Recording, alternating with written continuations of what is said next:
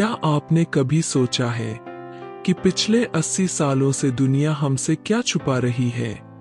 1947 में रोजवेल के मलबे से लेकर आज 2026 के एडवांस रडार डेटा तक हम एक ऐसी सच्चाई के साथ जी रहे हैं जिसे साजिश कहकर दबा दिया गया। लेकिन यह साजिश नहीं, यह हमारा भविष्य है।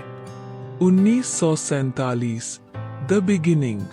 सब कुछ शुरू हुआ 1947 की उस ठंडी रात में, जब रोजवेल में वह मलबा गिरा तो सेना ने उसे मौसम गुब्बारा कहा। लेकिन जो वैज्ञानिक उस मलबे के साथ अकेले कमरे में बंद किए गए थे, उन्होंने बाद में अपनी डायरी में लिखा था कि वह धातु जीवंत थी, उसे छुओ तो वह आपकी धड़कन के साथ तालमेल बिठा लेती थी। उस रात हमने सिर्फ एक यान नहीं खोया था, हमने भौतिकी के वे नियम खो दिए थे जो आज के विज्ञान से परे है। उसी दिन से एक साइलेंट वॉर छिड़ गई। अमेरिका, सोवियत संघ और बाद में अन्य देशों के बीच एक ऐसी होड़ शुरू हुई जिसे आज हम रिवर्स इंजीनियरिंग कहते हैं। 1950 से 2000 द हिडन एरा। अगले 5 दशकों तक क्या हुआ? सरकारों ने हजारों करोड़ डॉलर ब्लैक बजट में खर्च किए। ये वे पैसे हैं जिनका कोई रिकॉर्ड नहीं होता। उन पैसों से क्या बना? Secret base.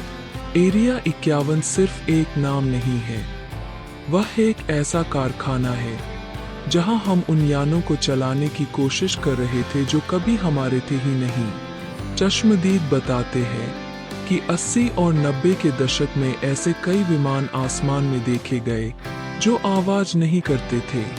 वे एंटी ग्रेविटी तकनीक पर चल रहे थे। उस समय जो भी सच बोलने के लिए आगे आया, उसे या तो पागल घोषित कर दिया गया या वे रहस्यमयी तरीके से इतिहास के पन्नों से मिटा दिए गए। 2004 द टिक टैक रेवोल्यूशन। फिर आया 2004 का वह ऐतिहासिक दिन। यूएसएस निमित्ज के पायलटों ने जो देखा, उसने दशकों का पर्दाफाश कर दिया। वह टिक टैक यान कोई खिलौना नहीं था, वह हमारी नौसेना के सबसे आधुनिक रडार के साथ लुका छिपी खेल रहा था। उस यान ने बिना किसी विंग्स के, बिना किसी ईंधन के वह गति दिखाई जिसे आज की कोई भी मिसाइल हासिल नहीं कर सकती। वह यान हमें बता रहा था, तुम अभी भी बहुत पीछे हो। आज 2026 द ट्रूथ आउटसाइड। और अब हम 2026 में खड़े हैं।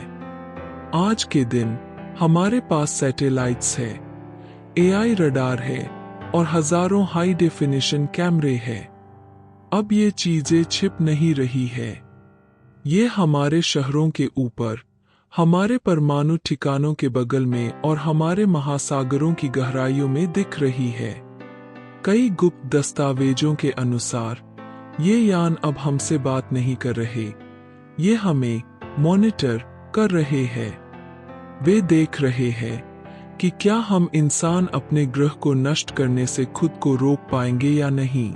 निष्कर्ष, जो लोग देख रहे हैं, तो अब सवाल यह नहीं है कि वे कौन हैं, सवाल यह है कि वे क्या देख रहे हैं।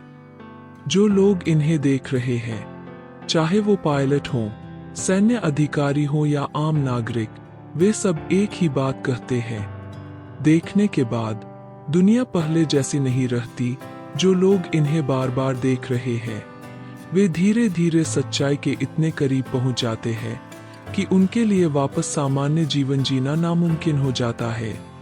वे हमारी पृथ्वी की रक्षा नहीं कर रहे, वे शायद किसी ऐसे चक्र का हिस्सा है जिसे हम अभी समझ नहीं सकते। यह 80 सालों का सफर हमें एक ही जगह लाता है।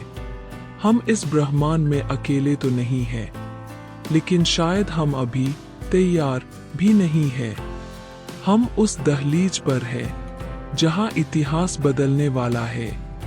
अगर आप इस सफर में मेरे साथ बने रहना चाहते हैं, तो स्टोरी नॉट सैड को सब्सक्राइब करें। अगले वीडियो में मैं उन चश्मदीदों का इंटरव्यू सुनाऊंगा जिन्होंने इन यानों के अंदर की चेतना को महसूस किया था।